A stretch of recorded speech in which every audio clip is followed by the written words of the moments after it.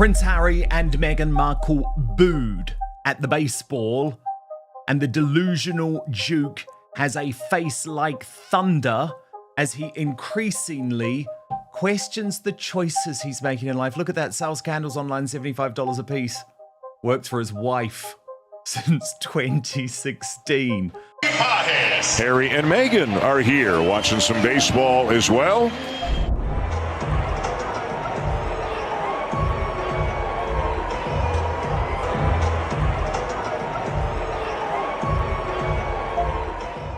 People expected an easy win, a clean LA moment, a couple in the front row at Dodger Stadium, the kind of bright, uncomplicated cameo that fades into a highlight reel.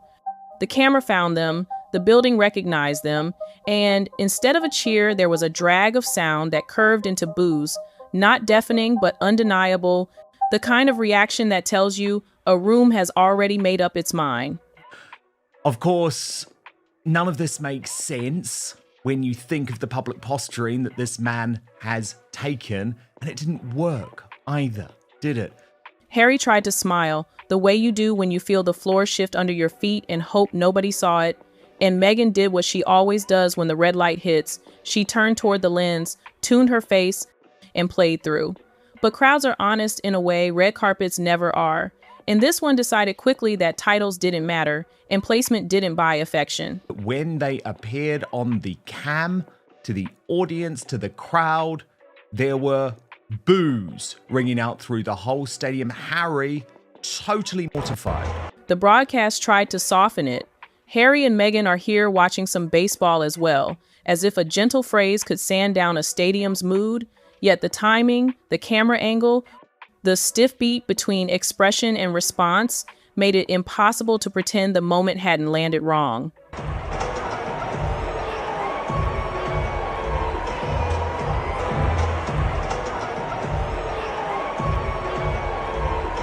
What complicated it further was the seating chart, the kind of inside baseball detail that speaks louder than any introduction. They were parked front row while Magic Johnson, an owner and a civic institution, and Sandy Koufax, a name stitched into the city's mythology, sat just behind, and that image, New Hollywood placed in front of the men who helped build the house, rubbed the room the wrong way before the first cutaway. Some legends, like Magic Johnson and Sandy Koufax, were actually relegated to the second row. If you watched Harry's face on the walk-in, or in the second jumbotron hit when the production crew cut back to them, hoping for something bright, you saw the same thing people have been seeing for a while. A man who cannot quite make his smile arrive on time, who looks like he understands that every public minute now carries a price, and who hates counting it in front of everyone. Saying they also took their bad luck there and caused the LA Dodgers to lose the game. Whoopsie. That isn't malice, and it isn't scandal. It's recognition. He once said crowds made him feel like prey, and here he was, in the cleanest glare Los Angeles can offer, framed by a story that keeps writing itself, even when he wants out of the paragraph. I mean, in some ways, you have to feel sorry for Harry being dragged there and then dealing with the fact that he's tried to ignore for a long time, that actually this couple are just as unpopular in woke California as they are in the United Kingdom. None of that would have drawn blood if the mood hadn't been primed. LA loves celebrity and still hates the scent of entitlement, especially in buildings that belong to fans first and cameras second. People noticed the optics, noticed that the children who might have softened the moment with a glimpse of ordinary family joy were not there again, and began to recite the pattern like a litany. The Super Bowl, the Grand Prix, the polo, the coronation, the charity rooms full of other people's kids, the cutaways that appear when a launch needs heat. Supporters framed it as privacy, which is fair. Critics called it selective visibility, which is the problem with brand storytelling in a place that keeps its own score. It was hilarious too because, of course, the baseball people don't give a damn about Meghan's title, and so they just put her name up. Meghan Markle, not Meghan Sussex. And as the Office of CB pointed out, the Duchess won't be happy about that, which is certainly true. The online clip looped faster than anyone could spin it. And while a few accounts joked that the Dodgers lost because they showed the couple on the board a superstitious swipe older than television, the more serious read came from the way Harry kept reacting. A beat behind the moment, a fraction off the rhythm of a crowd he clearly didn't want to hear.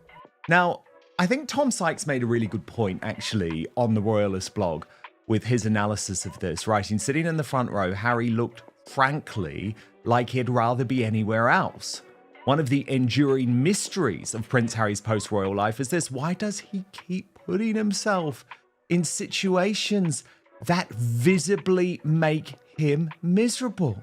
It created an almost unbearable contrast with Meghan's ease under a lens.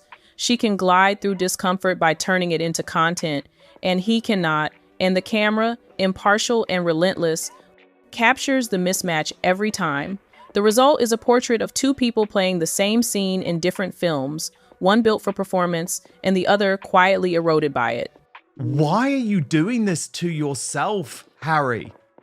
You're mortified, you hate crowds, you're booed, which... If you widen the frame, the evening becomes a chapter in a longer book. The candles with numbers that point back to a royal wedding now packaged as scent, the editorial voice that shifts between compassionate advocacy and immaculate merchandising, the word choices that feel engineered not to offend and end up sounding like marketing. None of these things are crimes, and yet together they create a texture that people read as distance. Yeah, absolutely. You can see it, and I don't understand either why he keeps putting himself in this situation. I think he just doesn't have the courage to really tell Meghan how he feels. It is difficult to sell intimacy when your most public moments feel like placements. And it is harder still to convince a sports crowd to treat you like civic royalty when the city's actual royalty, its champions and builders, are sitting 6 feet behind you without complaint. He feels as if his life is out of control, and he's also trying to prove all the trolls wrong while being miserable. There's a version of the future where this all becomes simpler. You don't fix boos with louder smiles, you fix them by belonging. And belonging in a ballpark is the easiest thing and the hardest thing. Show up without turning the night into your scene, take seats that honor the room, bring the kids when it makes sense, and keep them out of it when it doesn't. Let the game be the star, and stop syncing product drops to cutaways. In other words, choose absence over orchestration and let the city discover you instead of being instructed to look.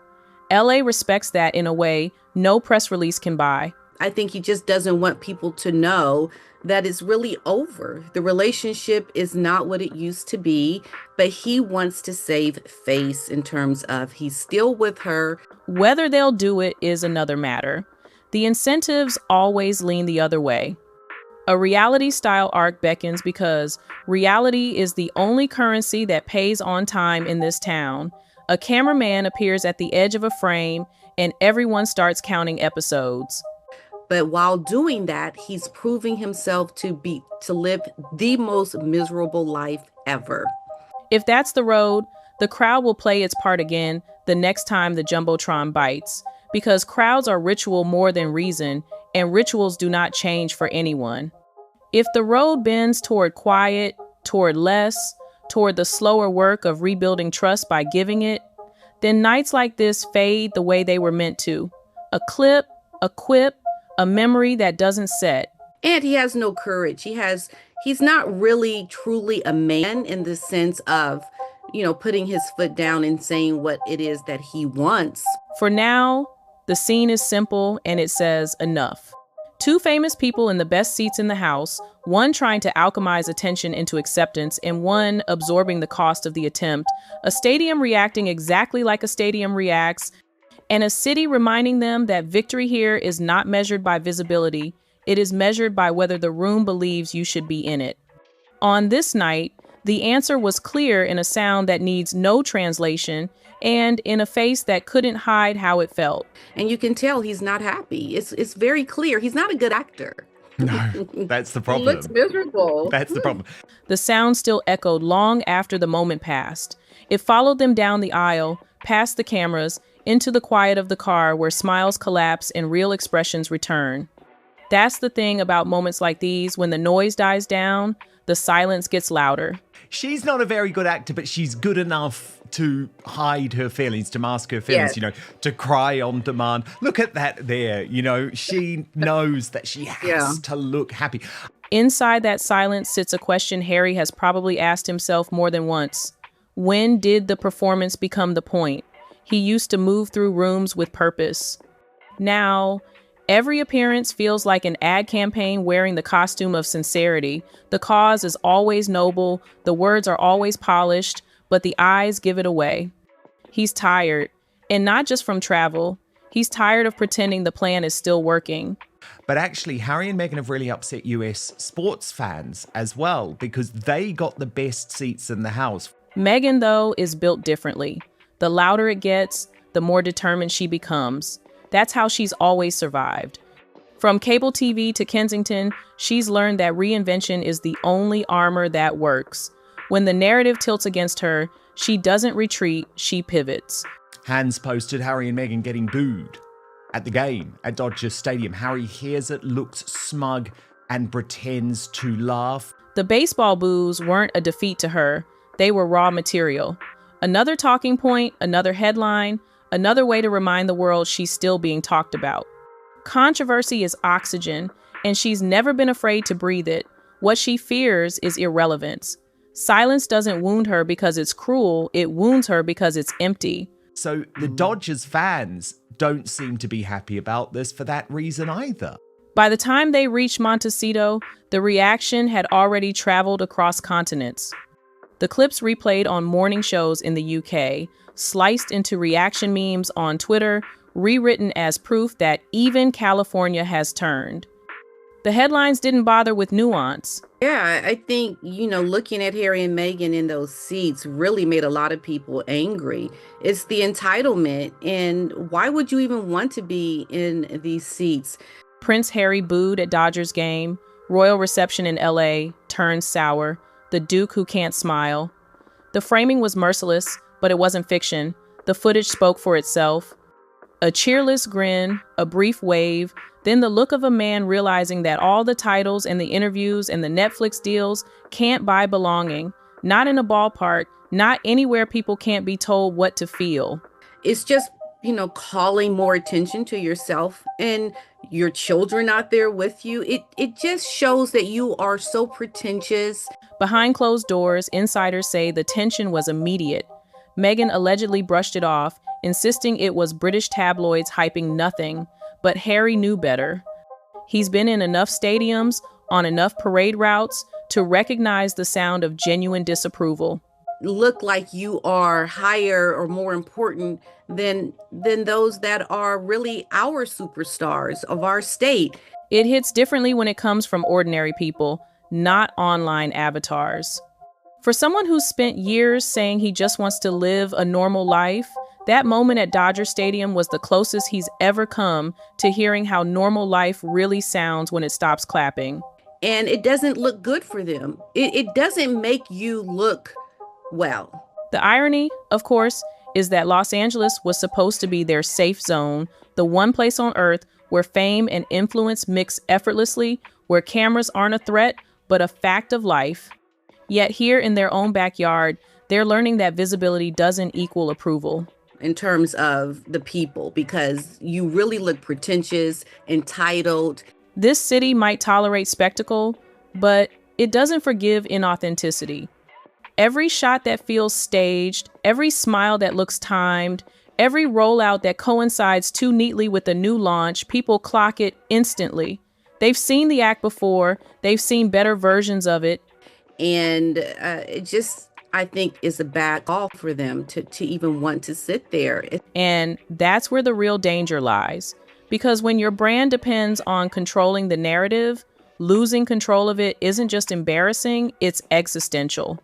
You can't build a lifestyle empire on relatability if audiences no longer believe you're relatable. Especially if your children aren't there with you. I think they would get some sympathy if the kids were with them.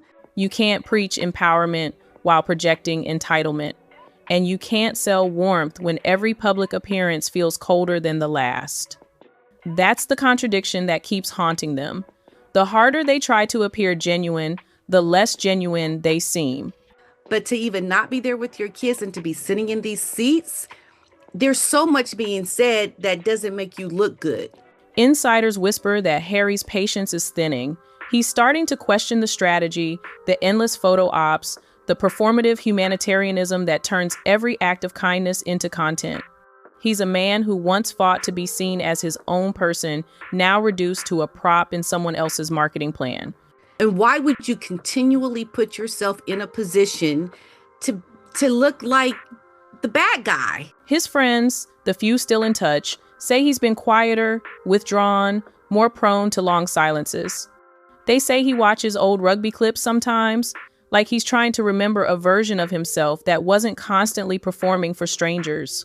Like, you don't really get any points for being in these seats. And what have you done? Like, who are you? Why do you deserve this? Meanwhile, Meghan pushes forward. She's rebranding again, layering herself in new adjectives: grounded, reflective, visionary. Every few months, she births another version of herself, hoping one will finally stick. But each rebrand carries the scent of desperation, the faint whiff of a star who can't find her role. The candles, the cookbooks, the lifestyle newsletters, all of it feels like an echo chamber that grows emptier with each launch. It's not failure, it's fatigue. The audience isn't angry anymore. It's tired of being sold sincerity like a product. It just, to me, it looks like they just don't know how to put themselves in a position that would make anybody want to have sympathy for them. Still, there's no pause, because stopping would mean admitting the glow has dimmed. So she keeps appearing one week at a baseball game, the next in a glossy magazine, the next on a carefully curated, spontaneous outing. The lighting is perfect, the messaging controlled, but the eyes always tell the same story. This is work. Every smile is labor. Every gesture is calculation. Every silence is strategy. Imagine going to a baseball game and not bringing your kids. And Harry? He stands beside her, trapped between love and exhaustion, loyalty and longing. Maybe he doesn't regret the choice itself, only what came after. Maybe he thought freedom meant peace, not PR. Maybe he thought California would heal him. Instead, it's turned into another palace, bigger, sunnier, and every bit as isolating. In one, he was a prince bound by protocol. In the other, he's a husband bound by branding. The crown may be gone, but the weight remains. We just shouldn't be surprised anymore. Imagine going to the Super Bowl and not bringing your son, but instead Eugenie. And imagine going to the Grand Prix and not bringing your son. Elon Musk had no problem bringing little X. Imagine going to a hockey game in VC and fly markers with you instead of your son. Imagine going to watch your husband play polo and never bringing your kids to see their father play. Imagine going to the late Queen's Platinum Jubilee celebration and not allowing your kids to be part of a once-in-a-lifetime historic event. Imagine going to the coronation of your father and not bringing your kids to witness their grandfather be crowned king. Imagine going to children's charity events to spend time and exploit other people's children. Meghan and Harry are selfish, cruel pigs. Observers call it karma, others call it tragedy, but maybe it's just the natural end of a story that was always more about perception than reality. The man who wanted privacy built a life out of exposure. The woman who craved acceptance mistook attention for affection. Together, they created a mirror they can't escape, one that reflects not who they are, but who they keep trying to convince the world they still might be. Yeah, I mean, they're not a part of their families or Harry's family's life in the UK with his cousins and aunts and uncles. And now they're not even a part of the life in California. The baseball game, in the end, wasn't an isolated embarrassment. It was a symbol, a reminder that the audience has grown up, that people see through the sheen, that even in the land of reinvention, reputation is still earned, not curated. The same city that once embraced them now watches with raised eyebrows, wondering how long this performance can last before it collapses under its own script. Who are these kids going to have memories with growing up? When the cameras cut away that night, the stadium returned to what it does best, playing the game, celebrating real heroes, cheering for skill instead of spectacle. The crowd moved on. The Dodgers lost, the lights went down, and the world spun to its next distraction. But somewhere between the exit tunnel and the Pacific Coast Highway, two people sat in a car, surrounded by silence that no PR spin could soften. The lights had dimmed, the cameras had turned away, and for the first time all evening, nobody was watching. Certainly no other children or experiences in California. I mean, if you're going to be in California, at least have these historical experiences. Maybe that's when Harry finally exhaled. Maybe that's when she reached for his hand and asked if he was okay, and maybe he didn't answer. Because the truth is simple. They wanted to own their story, but now the story owns them. Every cheer, every boo, every click, every candle, it's all part of the same machine. And once you start feeding it, it never stops eating. And they're not even getting that. They're so isolated and protected. You almost have to wonder, the upbringing of these children, is this some kind of neglect? The next morning, Meghan's team posted a new photo. Polished, radiant, captioned with gratitude and optimism. A new beginning, again. But beneath the perfect lighting and elegant copy, the eyes told a quieter truth. The stadium still echoed. The internet still laughed. The product still sat unsold.